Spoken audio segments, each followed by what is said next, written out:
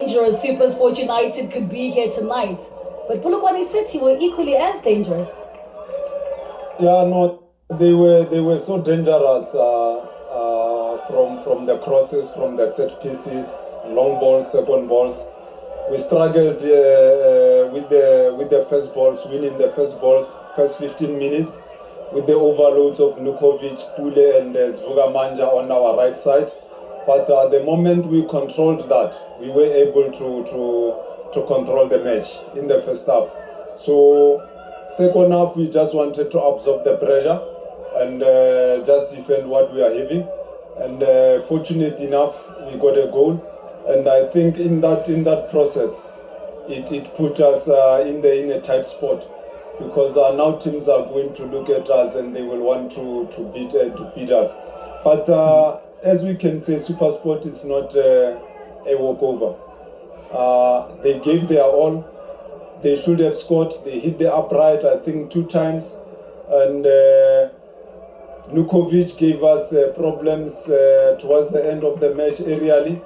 Hence, we have brought in Baloi to deal with that. We were not able to cut the crosses, and I think it's something that we need to do going forward.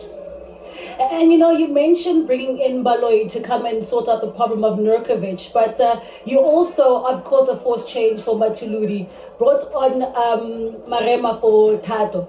It seems to be something that you do, because it's the second game you've brought on Marema for Tato. Yeah, with Tatu, we're looking for the consolidation, and with Marema, we're looking for the aggression going forward. With Matuludi being injured, bringing in Makubela, it was just a straight swap, and they are almost similar players, but with different qualities. So I think that aspect in the continuation of matches, it worked well for us. We were also wondering after the first half, was it 4 minutes you were showing the players that is left? What kind of instructions were you giving the players just before the end of the first half? No, I was telling them that it's 4 minutes to go. Then in 4 minutes to go, they must just now keep the ball, or we must play safely. Because if we don't do that, then we're inviting pressure. Speaking of inviting, you mentioned that with these kinds of results, teams would now be looking at Polokwane City. They're doing that already. They're picking at your players. How does Rise and Shine continue the rest of the season during this January transfer window, keeping the same results? I think for us to keep the same momentum is for us to dig deep in terms of our match performances, our training performances. They should differ, and we should also tell ourselves that we want it more.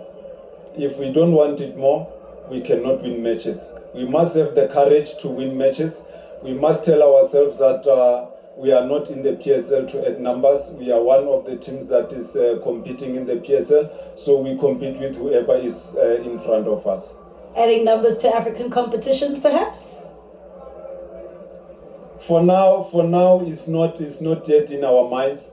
But if it comes to a push, then let it be. Good luck, coach. Thanks, Austato. Well, Puti Mahafe there talking about what needs to happen for Rise and Shine. No huffing and puffing there. A lot of talk is around Polokwane City trying to make that all-important CAF Confederation spot. And it seems so far they are getting right there. Joining me now is Gavin Hunt of Supersport United. Coach, unfortunate tonight to not have at least gotten 3 points here at home against Polokwane City. How do you even assess how your team played tonight? It's, sometimes in football, if you understand football, you've got to battle through it sometimes, and it's just not falling for us, you know what I'm saying? A couple of big chances, got to score, but obviously up front we are, we're trying to get something going, and people are out and this type of thing coming in, and so, but the players that are in there now, we've got to do better. There's no two ways about it. You had really great chances. Pule on the woodwork, Nurkovic on the woodwork. That seemed to be a bit of reprieve for Supersport United. But then again, before that, there was a penalty there. We must have had the most penalties against us this year. Yeah. I think 7 or 8 or something. Yeah. It's unbelievable. Is that a penalty? I mean, the boy won the ball clean, fair. So it's disappointing. But we've got to worry about. You got to take your chances, and you can stand here and talk all day, but if you don't take your chances, there's come some good moments there. We got to score, and we haven't really pinned back, and then obviously they play you in the turnover. But we've got to do better there. And final ball, final pass, or the shot, it's just got to go in. It's amazing. It's amazing sometimes. Been in football a long time, and I've seen a few things, but I haven't seen anything like this for a long time. Yeah. Can we describe the changes that you made in the second half? Ernst Middendorp-esque kind of 3 changes you brought on, and that is Ndlovu, Magidi and Bangusan. Well, I felt we needed a little bit more width, a little bit more pace down the side. Magidi came down the one side, we had Pule and, we had the extra midfield player. They were ended up playing 5 at the back the whole game, didn't they? So we wanted to just have a bit more space and time in midfield, which we did. We drove at them in the second half. In the sides of the midfield, we drove right in, penetrated. We just got to make the final ball.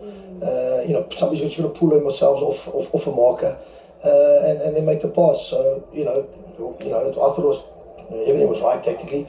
Went to at the back, obviously put in Eric. Obviously give us another head. Hit the crossbar as well, didn't he, Eric?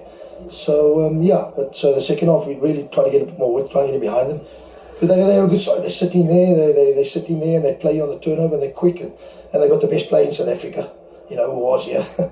So, and he's just unbelievable player. I mean, I don't think he gave the ball away in 90 minutes, so Apollos. So, he's so clever and so good. And obviously when he got free and that, he scored, which, that goal, we should have won the header when it came down the back of us there in the first ball.